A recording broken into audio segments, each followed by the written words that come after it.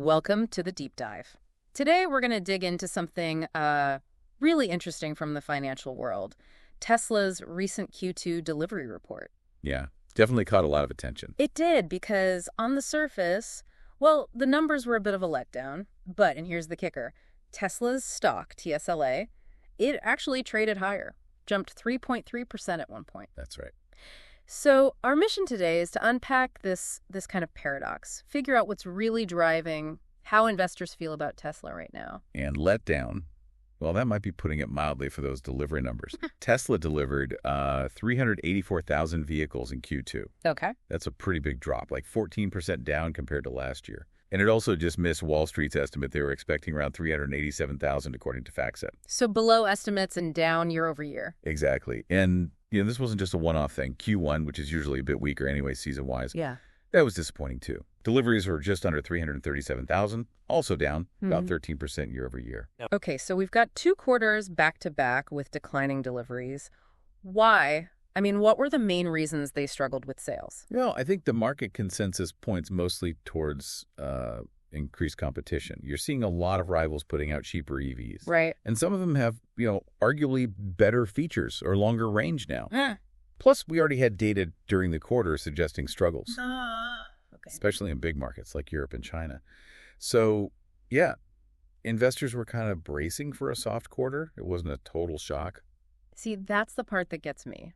If the numbers were soft and everyone sort of knew they'd be soft, maybe even a bit worse than people thought, then why did the stock go up? What are investors seeing that maybe isn't obvious from just the car sales? Yeah, this is where, Tesla just doesn't play by the usual rules. This quarter really shows again.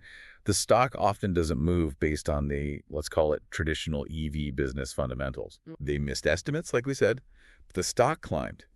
Actually, Gene Munster over at Deepwater Asset Management, he even posted on X that the deliveries were actually better than what he was expecting. Oh, interesting. And he thinks things will pick up in the second half of the year. But here's the really crucial point, especially for you listening. What's that? Investors. They're not really focused on the EV sales business right now. Not primarily, anyway. Okay, so if it's not the cars they're selling today, what is it? What's driving this? It's almost entirely about robotaxis. Robotaxis. Yeah. The market is pricing Tesla based on this future idea, a future where they're not just making cars, but they're, a huge player in autonomous ride sharing, transportation as a service. So like a completely different business model. Totally. Think about it, recurring revenue, software-like profit margins, way beyond just selling a car once. And they could scale it globally without maybe the same massive costs of building factories for every single car. It's a massive bet on disrupting, the whole transportation industry, not just selling a few more EVs this quarter or next.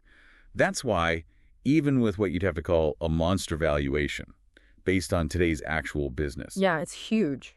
A lot of investors are still kind of hanging back, watching, waiting for this one. Yeah. Very specific future, the robotaxi future, to actually happen. Wow. So investors are basically living like 5 years ahead already. They're valuing Tesla on something that isn't even fully real yet. Seems like it. So the profound takeaway for you listening is that, for Tesla at least, how many cars they sell right now might not be the main thing moving the stock, the market's attention.